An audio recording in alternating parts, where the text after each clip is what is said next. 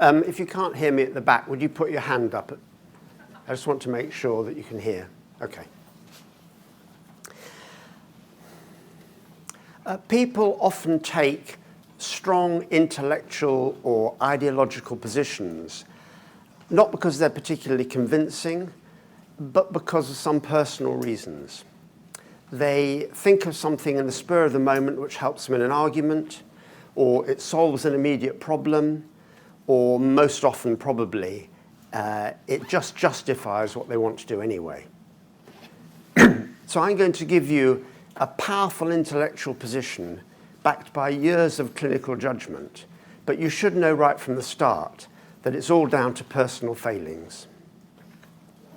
I was trained at Leamington at a time when to diagnose a patient's CF, causative factors, it was peculiarly called, was the be-all and end-all of diagnosis. With it, you had immense power to help your patients, and without it, you had nothing.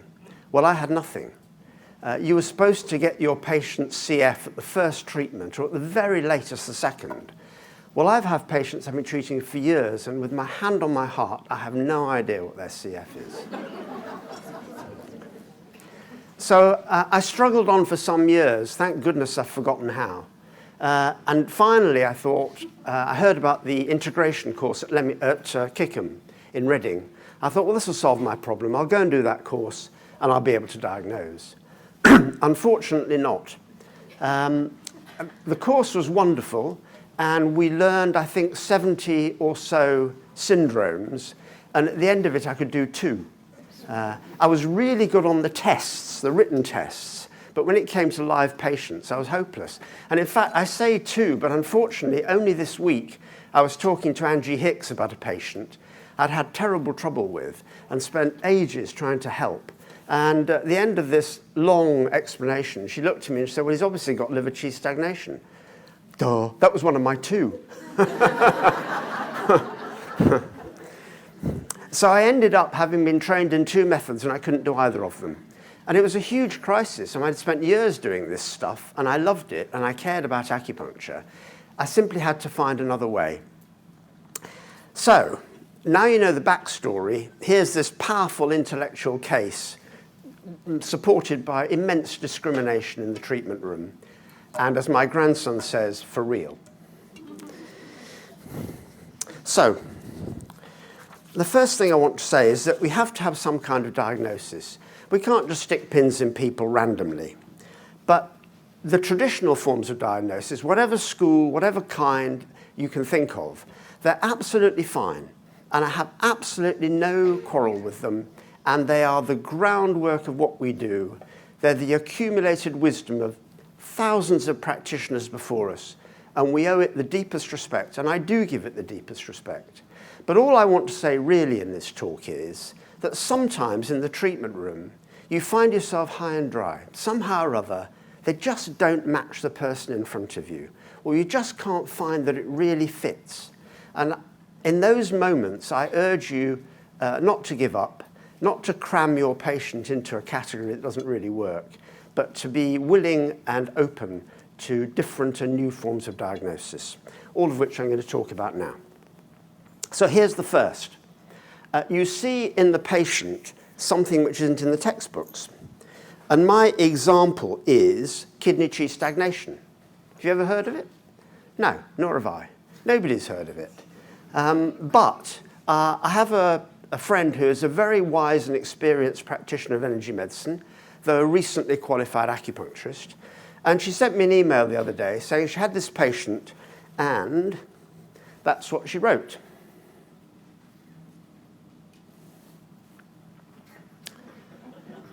So I wrote back, of course there's such a thing. I mean, just because it's not in the books doesn't mean it doesn't exist in life.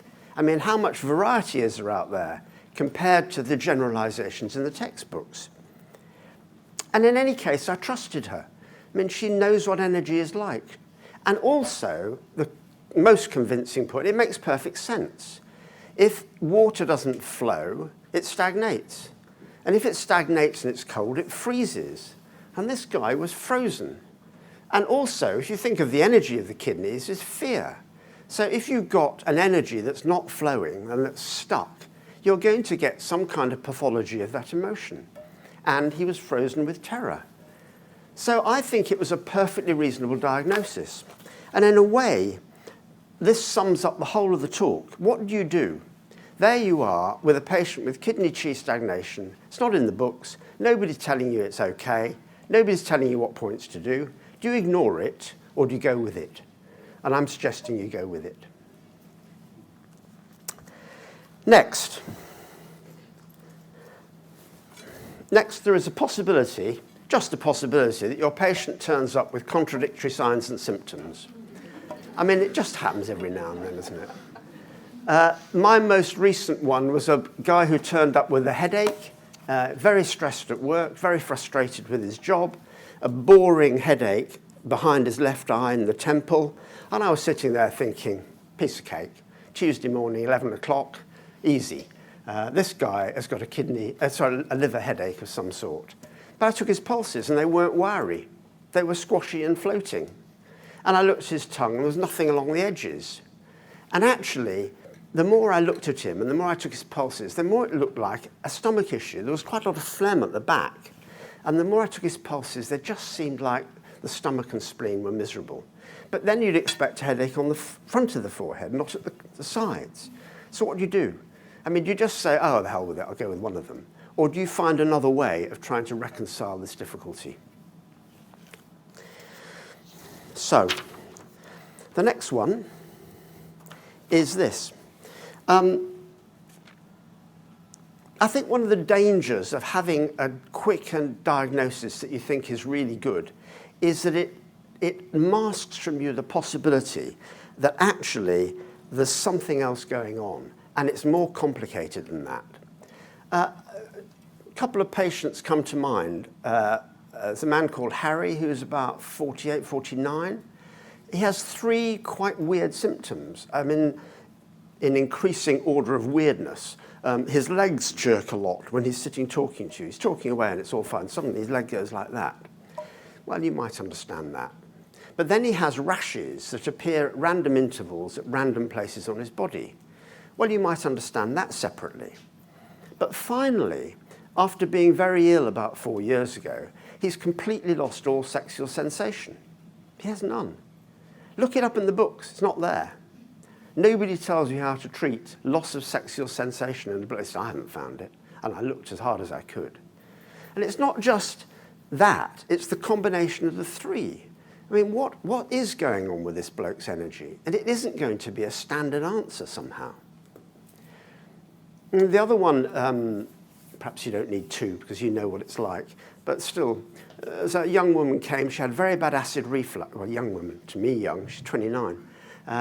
She had very bad acid reflux. And when I started talking to her, I asked her about her periods. She said, oh, I don't have them. And I said, oh, really? You know, what's going on? She said, well, I lost them at the age of 22 and I haven't had them back since. And she still hasn't. I've been treating her for 2 years. She's a lot better in lots of ways, but her periods haven't come back. Why? It's complicated. There's something going on which I haven't understood. And I'm nervous of the kind of message that we were taught in our early days, which is you get the diagnosis, you're home and dry, just keep doing it. Next. The next one is the most tricky of all, really, which is that you do get a diagnosis, it seems to work perfectly, it fits everything, ticks all the boxes, you treat the patient, they don't get better. What do you do then? You have to change something. And so what I'm going to talk about is one of the ways in which you can start changing things when you have to. And again, I just want to stress, I'm really not saying you don't need the standard classical forms of diagnosis. You really do. They're the bedrock. I'm talking about the times when you have these puzzles or difficulties and somehow what's going on between you and the patient in that room at that time doesn't seem to work as well as you want it to with the standard forms of diagnosis that you're used to. Okay, so here are some ways of adding reality in the treatment room in the moment. And the first one starts by asking ourselves, what are we trying to do here today?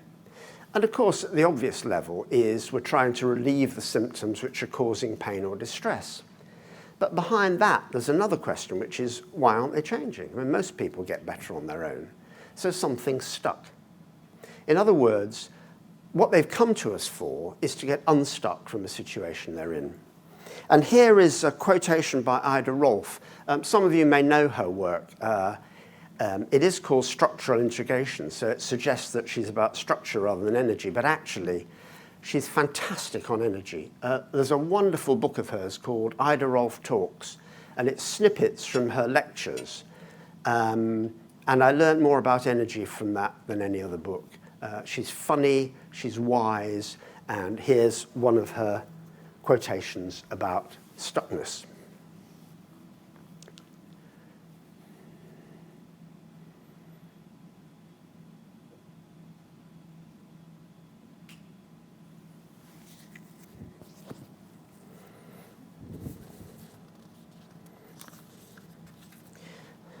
Well, we know how to move energy. Obviously, we move qi and blood. Obviously, if somebody has spleen qi deficiency, we move energy upwards. If they have liver yang rising, we move it downwards. And I think of 5-element acupuncture in the same way, though this may be controversial, but I think it's about moving energy around the cycle so that everything feeds everything else and all the elements control each other. And you end up with perfect balance. That's the goal. I mean, that's the key concept, is balance. And you don't get balance without movement. So another way of framing this, if you're not sure what to do in the treatment room, is to think, in what way does this patient need to move?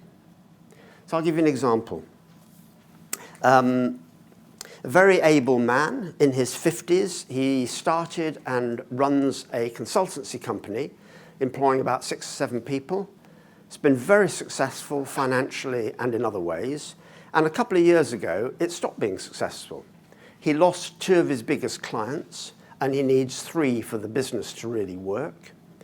He tried to sell his house to move and couldn't sell it, didn't get a sniff of a buyer in a year.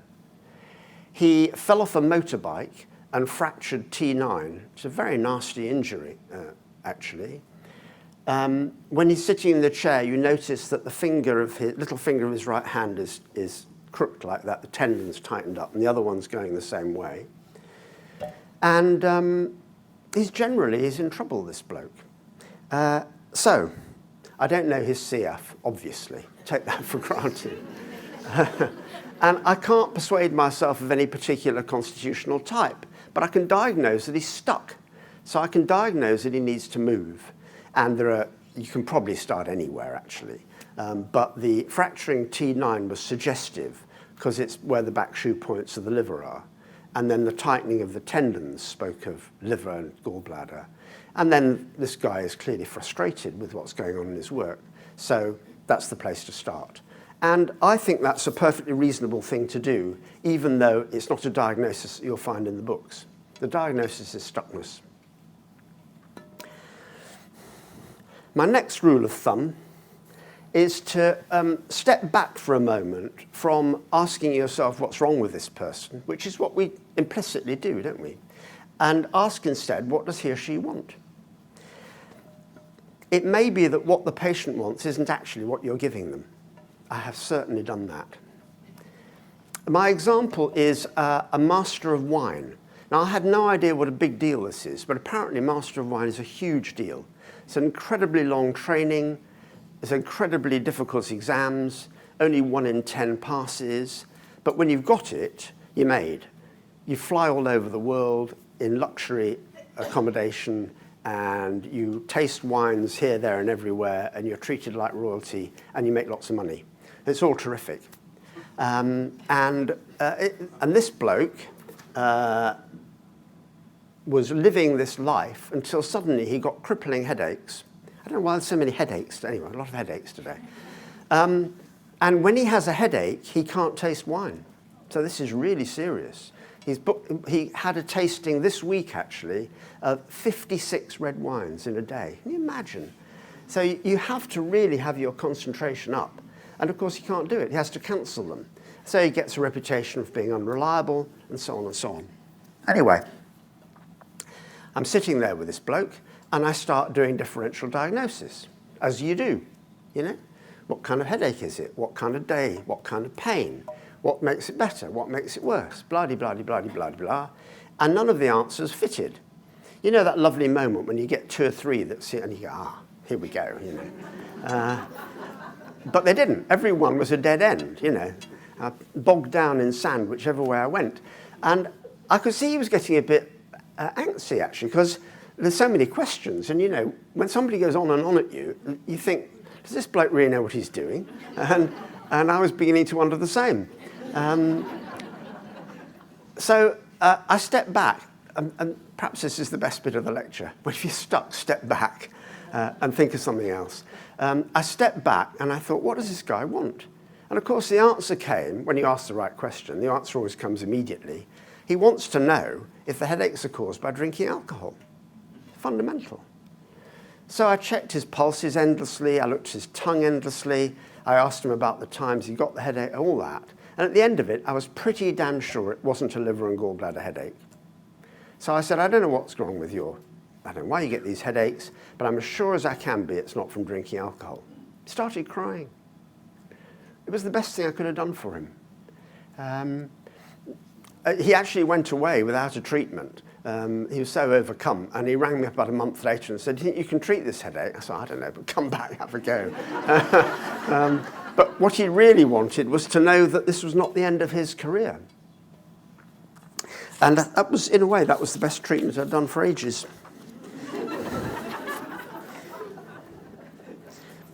I'll just go back a second. The next one, bit of added reality for me, is not to do any treatment unless you're completely confident of it. Here is a very well-known doctor, and some of you will have read his books, Andrew Weil. He's a very interesting man. He's a Western medical doctor, but he got very interested in herbs and herbal medicine. And to cut a long story short, qualified in a number of complementary medicines and ended up inaugurating at the University of Arizona a remarkable program where in their 4th year, the doctors can do a specialism like geriatrics or oncology, but they can also do complementary medicine as a specialism. And it's very popular and very successful. And they have remarkable speakers like me.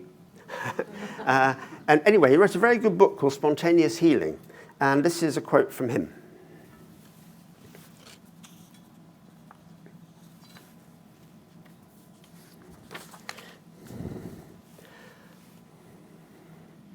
So this was my biggest difficulty in my early years of practice.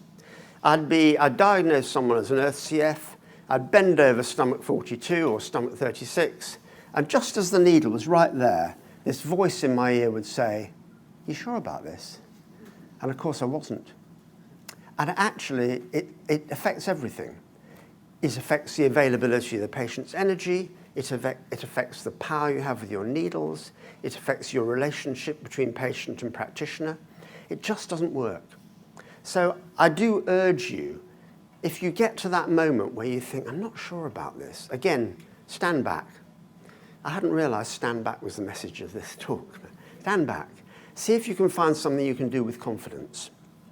I once went to a 2-day seminar with Mark Seam. I don't know if any of you have ever had that experience. It's quite something. He's a remarkable acupuncturist and author. Wrote some good books.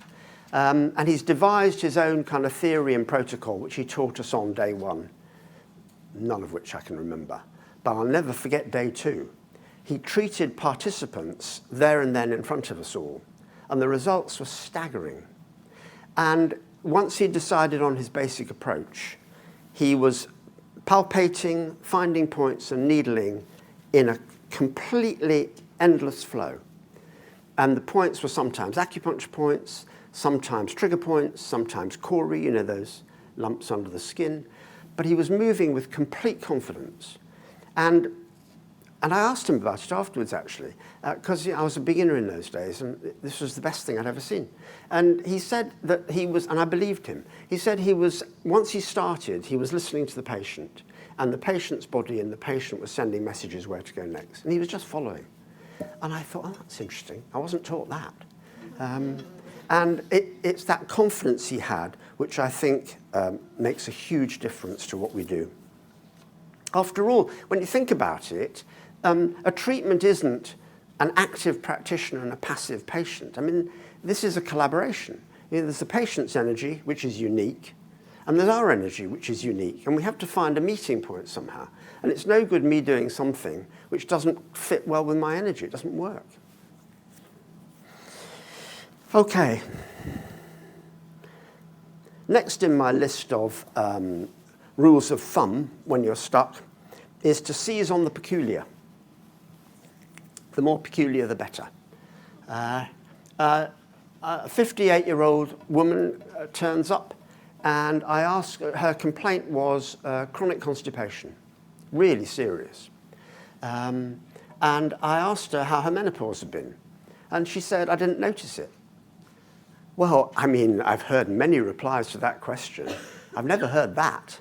And what's more, it's extraordinary, isn't it? People say these baffling things as if they're completely normal. And she had had no signs, no symptoms. She'd ignored the whole thing. So I asked myself, what must her energy be like? What must be going on for a woman not to notice the menopause at all? There's something very odd happening. And it ought to inform my diagnosis. It ought to be the key. And this is the point, really, where I should tell you a story of a patient with a really peculiar symptom, and I worked out what was going on. That informed the diagnosis, which informed the treatment, and they got better. But there isn't one. But there's one that's so good, I can't resist telling you. This is a 19, 20-year-old young man who lost all his hair, body hair, eyelashes, eyebrows, everything, except for a tuft on the top of his head. And a round tuft of hair, and it was so peculiar he had to shave it, which is very ironic. I mean, any bit of hair he had to shave it off because it looked so weird. And it took us ages, but he finally found out that when he was a little boy, he'd fallen into a swimming pool and nearly drowned, and somebody had reached in and picked him up by his hair and got him out. And so when this illness struck, somehow or other his body remembered that he had to keep that bit of hair in order to be saved. Isn't it wonderful? I know. Fantastic. It's time for a break from the sound of my voice. I'm just going to give you a minute or two.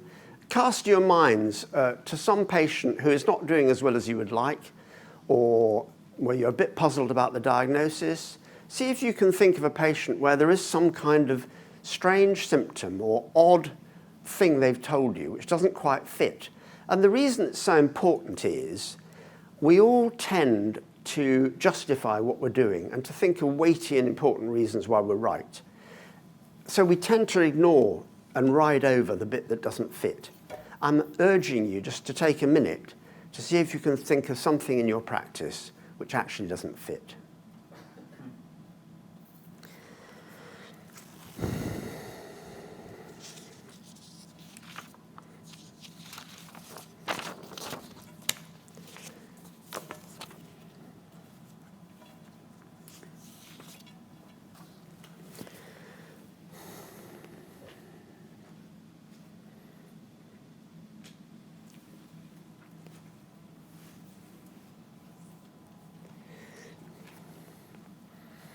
Okay,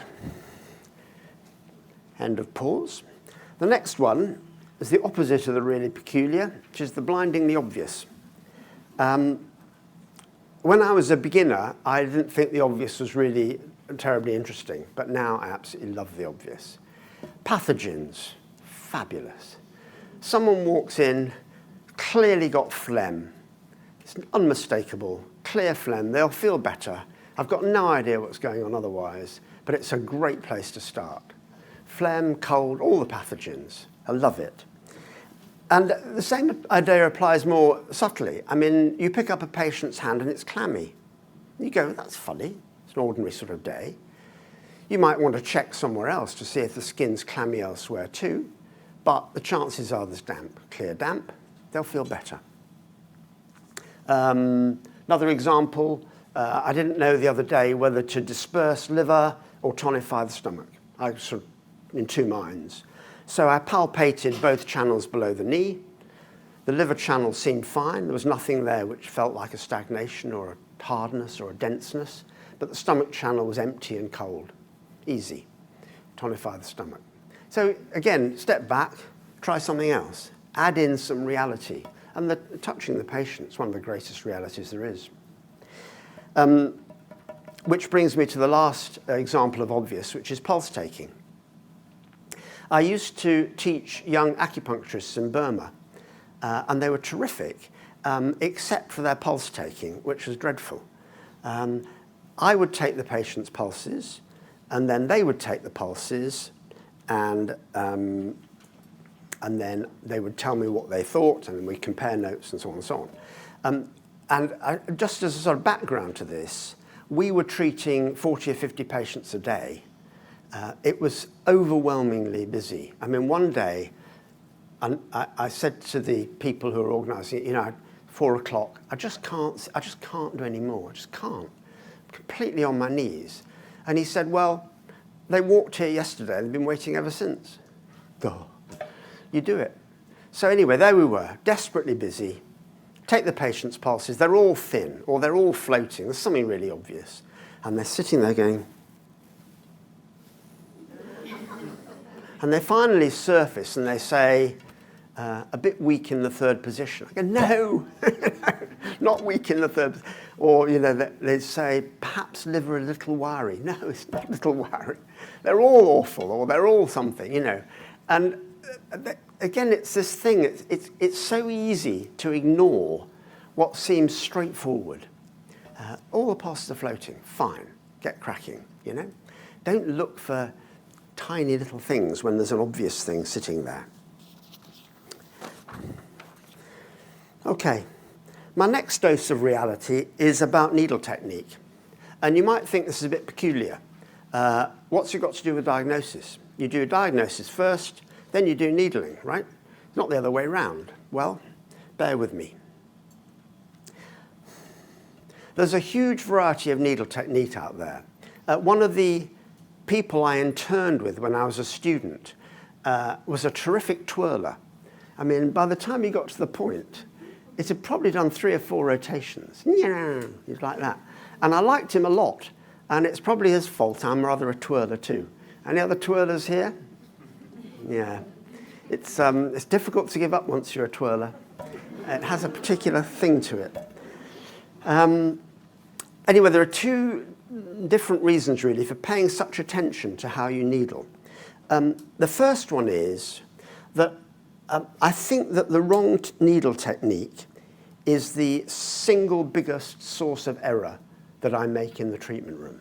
I tonify when I should be dispersing, or vice versa. And why am I doing that? Because my diagnosis tells me to. Diagnosis is a full condition, disperse. Empty condition, tonify.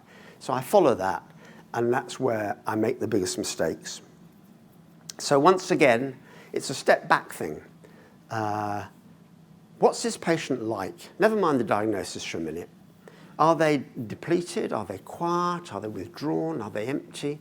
Or are they taking up more space than is really justified and are slightly overwhelming? I have a patient who is the scourge of the South Lakeland District Council, the Cumbria County Council, the National Park Planning Board, and every other authority within a 100-mile radius. And she's brilliant. I mean, she picks them up when they make mistakes or do things that aren't okay, and she hammers away at them until they change it. And she's absolutely great. But she gets very bad, I don't know, so many headaches again. So she gets very bad headaches, 3 kinds, the third of which is unknown to science. We call it an episode head, because when she has it, it's an episode, you know, it absolutely lasts. Now, I've always dispersed with her, always. And one day, for some reason which eludes me, I decided that there was really an underlying deficiency. That was the key, and I had been missing it all this time. So I tonified. It was a complete disaster. Her headaches came back with renewed ferocity for the whole of the following week. And what was I thinking? You don't tonify a steamroller. I mean, you have to calm them down. They just steamroll more. The next example is this. Hang on a minute, that's not the one I wanted, is it? That's right, that's the one I want. I know, yeah, I like the obvious, as you've probably guessed. It really doesn't work very well if you don't get the point. So there you are, you locate a point according to the books and the measurement and all that, and it's not there. Okay, so you might move your finger about and nudge up and down, and you find it slightly off to the left or a bit higher. Fine. But what if you don't find it? It just doesn't seem to be there. What do you do then? Do you needle there, or do you stop and step back and think? And once again, I'm a step backer. And I'll tell you why. I have a friend who was appointed the examiner for point location exams through the whole of America. I think it might have been all exams. Anyway, point location is the key thing. And he thought very sensibly, maybe I ought to get these point location examiners across the USA coordinated, make sure we're all doing the same thing. So he got them all together, got 12 patients, got them to mark 12 points on each patient with invisible ink. Smart idea. You mark with invisible ink, then you turn on the light. Ta-da! Are we all doing the same thing? And there are many lovely stories that come out of this, but the one that's relevant here is as follows. One of the examiners who was being coordinated was an elderly Japanese acupuncturist. Very experienced, very skilled man. And my friend suddenly said to me with a patient, said, oh, you haven't marked liver 3 on this patient. And the elderly Japanese acupuncturist said, no, I haven't, because he hasn't got a liver 3. So, everybody's got a liver 3. No, this patient hasn't got a liver 3. The energy's perfectly fine. There's nothing there. Oh, never thought of that. So it may be that when you can't find a point, it's actually telling you, it doesn't need doing. Don't do it. It's the point I'm really trying to make again is that there are these moments, and I call them added reality, but there are these moments where your thoughts and ideas and this is what I'm going to do and this is how I'm going to do it, they come across or they cut across or they're undermined by that moment with the patient. Right there. Is it? No, it actually isn't. And I'm urging you, I think, to trust that. At least to review what you're doing. And finally with needling, there's a very odd experience I have quite often, maybe you don't, but I do, which is that I bend over a patient, I'm intending to tonify, I have the needle angled nicely to go with the flow, it's all tickety-boo, in I go, twiddle, twiddle, find the point, stand back, and it goes like that. It just immediately goes the other. I look at it, I think, that's fine. I swear, I could have sworn I tonified, but it's actually reducing. So there are two possibilities, really. One is that I just did it very badly. But the other possibility, which I do always consider, is that maybe I was wrong. Maybe actually the patient knows better, and that what their energy really needs is reducing and not tonifying, dispersing and not tonifying. And I really do consider that. I often go and check the pulses to see what they're saying about it. But it's quite a common experience for me. And again, it's a sort of willingness to trust that moment. So, this is why I'm including needling in a talk about diagnosis. If you think, as I was originally taught, that diagnosis is something you do right at the beginning with a patient and that's it, then of course needling has got nothing to do with it. Or even if you think that diagnosis is something you do at the beginning of a session and then you don't change it, then again, it's true. But I think needling informs diagnosis because my experience with my hands-on in that moment with the point often tells me that my ideas aren't right or are partial or could be better. And I like that moment very much.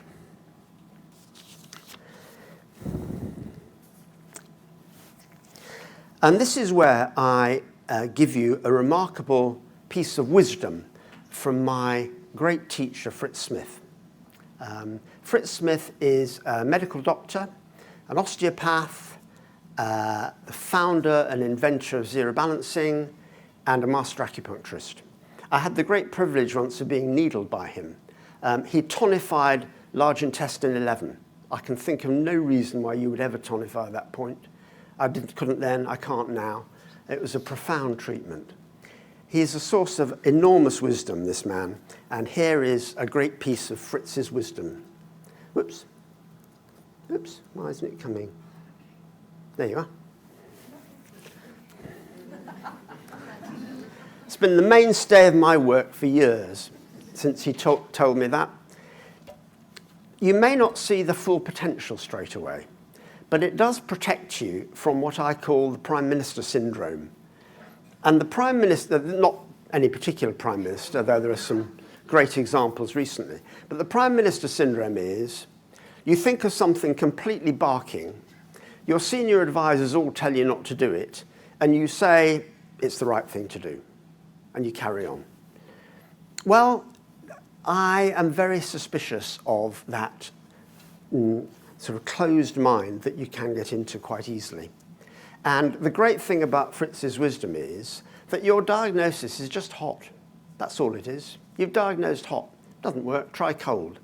Don't be so attached to your theories and your ideas that you're not willing to just say, oh, sorry, it was cold after all. There's a kind of, I mean, it may be difficult to convey here, but there's a kind of humility about this, which I really love. And underlying all this is a kind of view of what we're doing in the treatment room with our patients, what our medicine is about. Are we finding some aberration in their energy in the way that a surgeon will find a cancerous tumour, cutting it out? Are we finding some deviation from a norm, like thyroid deficiency, so you just add in however much is needed, or are we doing something completely different? And I'm going to suggest we're doing something completely different. Here is a quotation from Albert Schweitzer. Albert Schweitzer was probably the most famous doctor of the 20th century, worked a lot in Africa, and was a remarkable man. And this is what he says.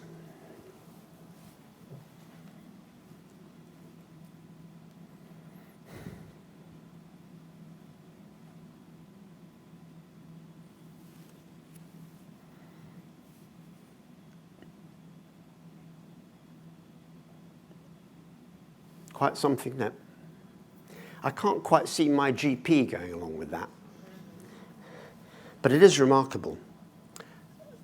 Do we do this at our best? Do you and I give up the inner doctor a chance to get to work in our treatments and diagnoses? It's a terrific challenge. And it's not just him. Ted Kaptchuk, who you'll all know, said much the same thing.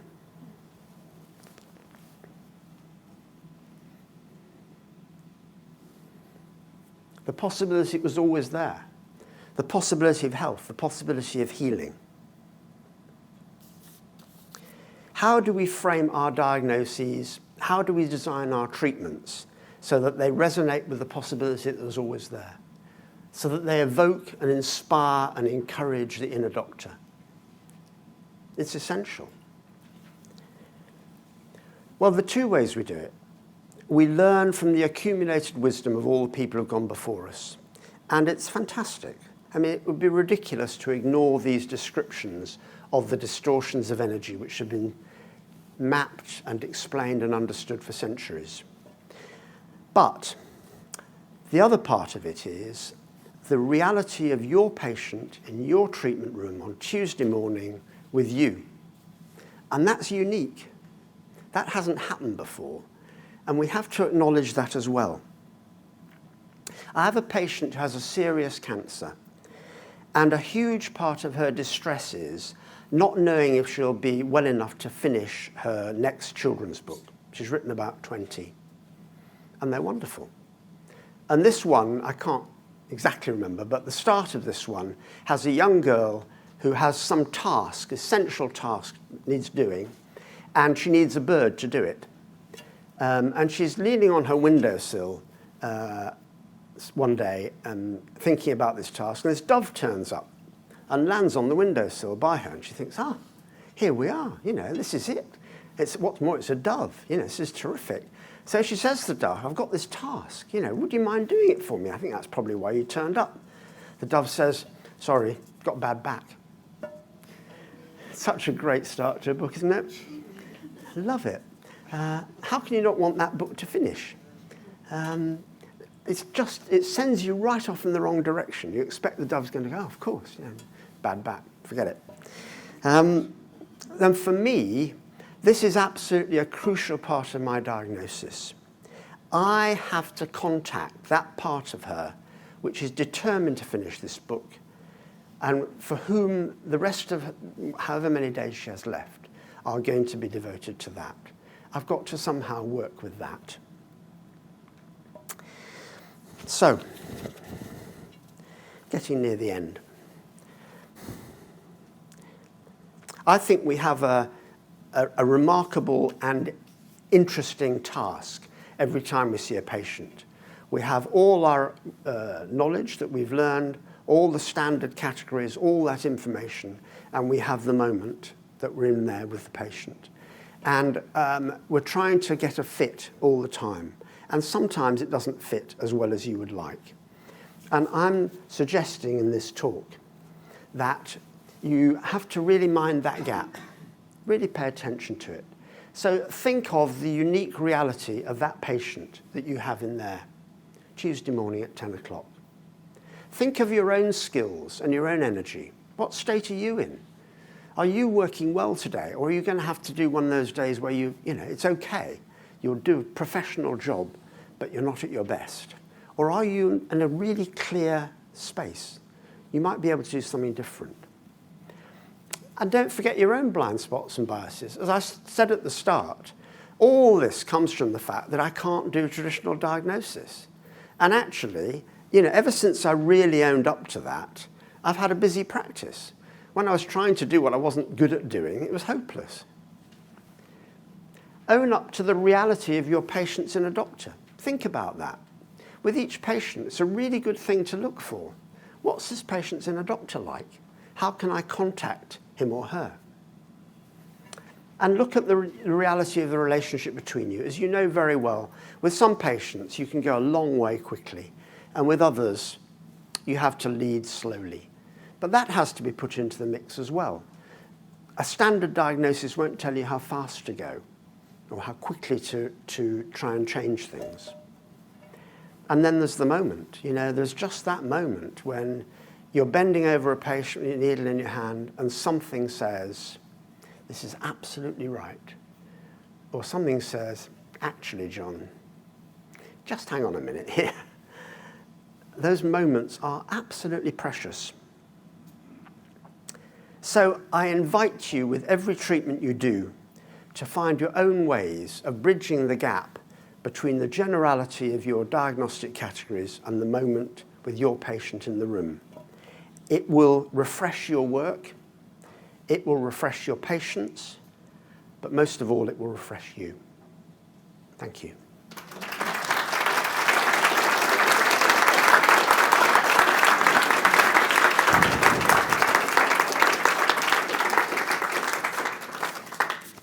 If there are any questions, I'll try. I'll just indulge and say I want to say thank you. I've only been graduated on my 6th year of clinic, and I've been working much more like this for about half of that time, and it's been so much better. And when you're saying about humility, your choice of word humility, it's so difficult to step out of our condition from our education into really being present to what's really going on, both as a practitioner and the patient. And the more I've started to work like that, same things happening, needles turning. And so it's really lovely to come to conference and right from the off, I've got goosebumps. So thank you so much. Good, pleasure. Excuse my indulgence, but I just wanted to have time to say. Thank you. Good.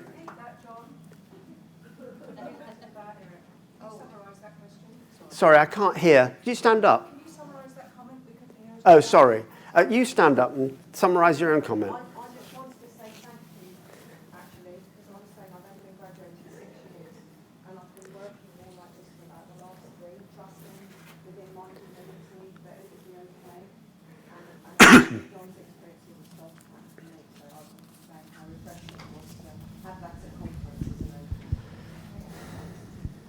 Yeah.